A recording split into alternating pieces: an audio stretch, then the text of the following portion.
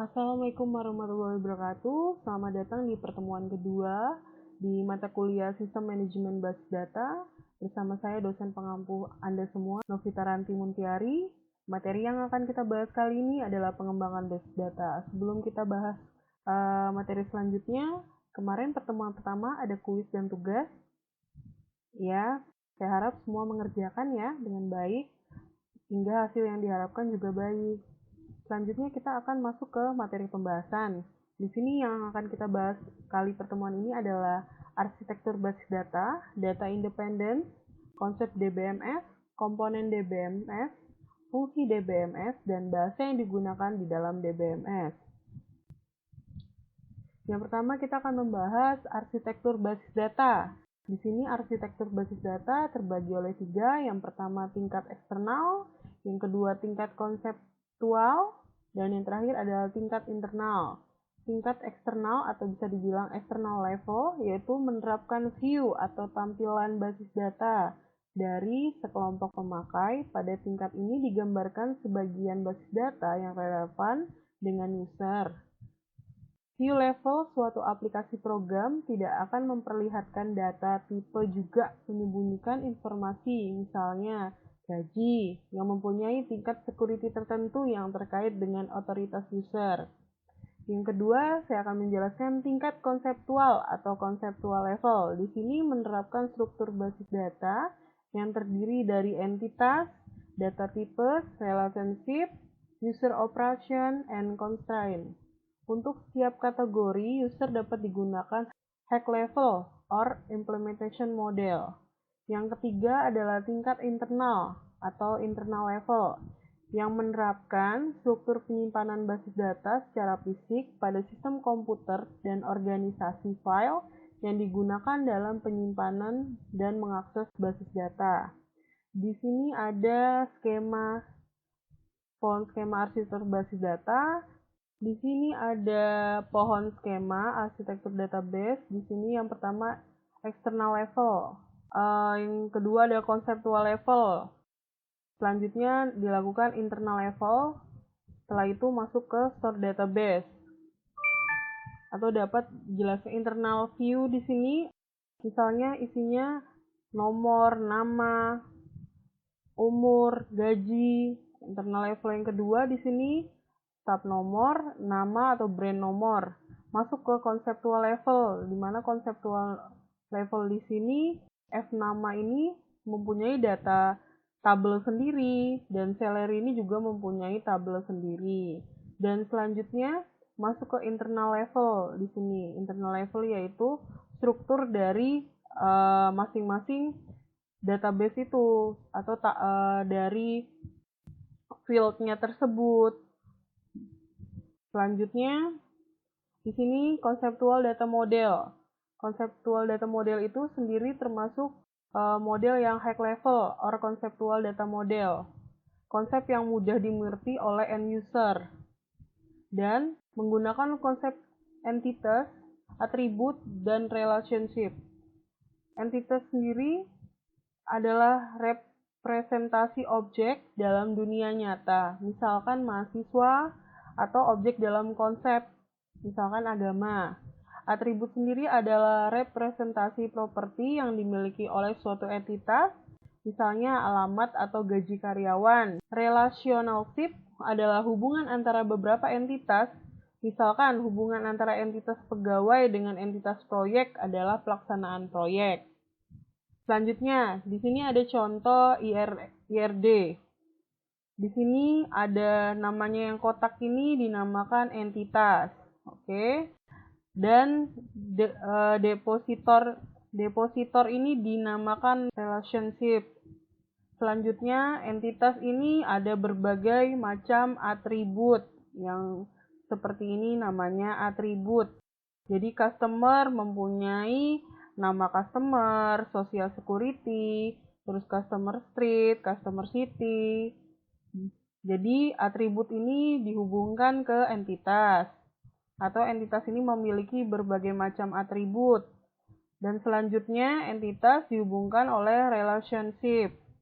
Relationship-nya ini dihubungkan lagi dengan entitas akun. di mana entitas akun ini memiliki atribut. Atributnya yaitu akun number dan balance. Oke, ini adalah contoh dari IRD atau Entity Relationship Model. Selanjutnya kita akan membahas implementation data model. Di sini representationalnya or implementationnya data model konsep yang dapat dimengerti oleh end user menggambarkan organisasi dalam komputer tanpa detail menyimpan dalam komputer. Disebut juga sebagai record based dalam model karena merepresentasikan data dalam bentuk record atau struktur.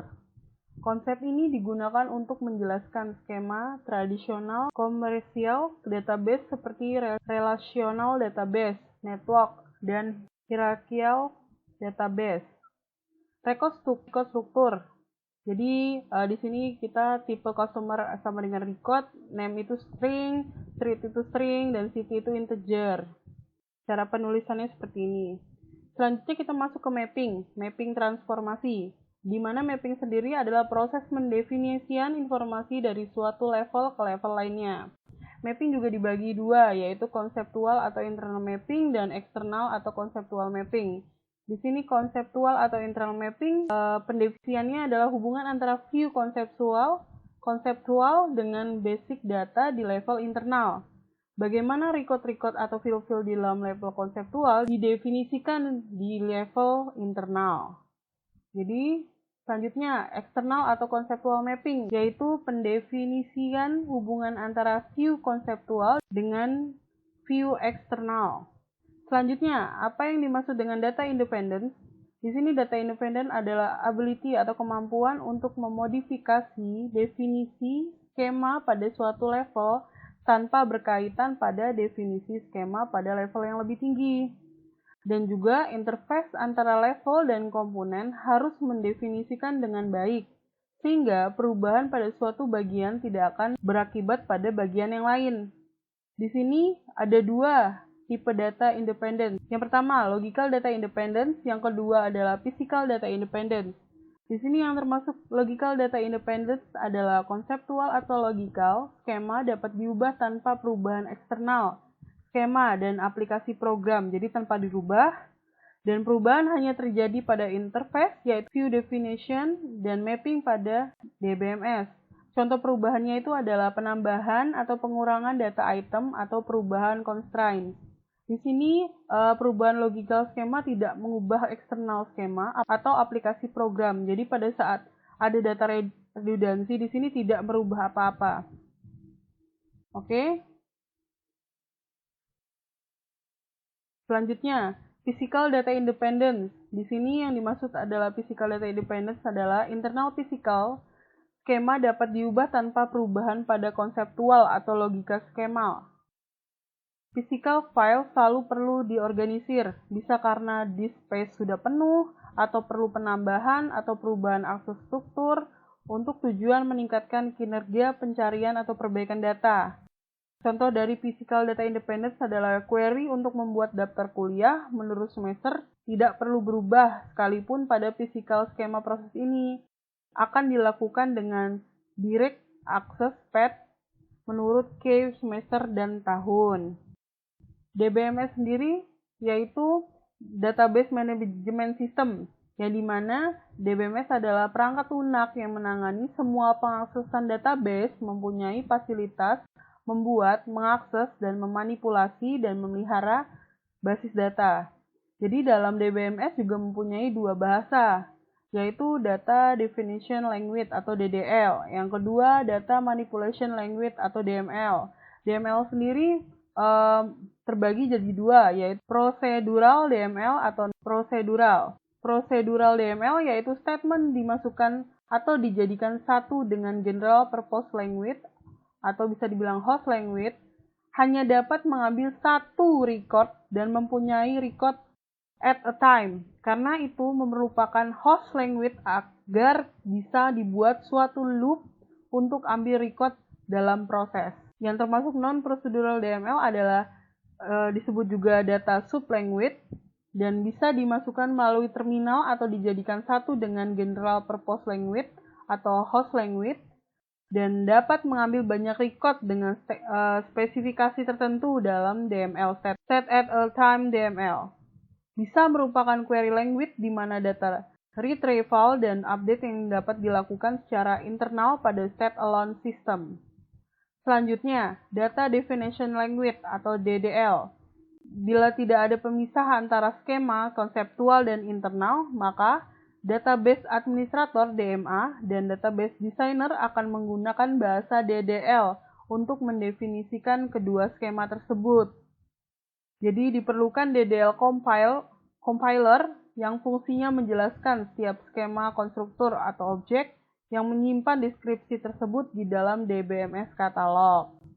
Di sini DML, Data Manipulation Language. DML merupakan bahasa yang digunakan untuk memanipulasi data, retrieval, insertion, deletion, dan modification.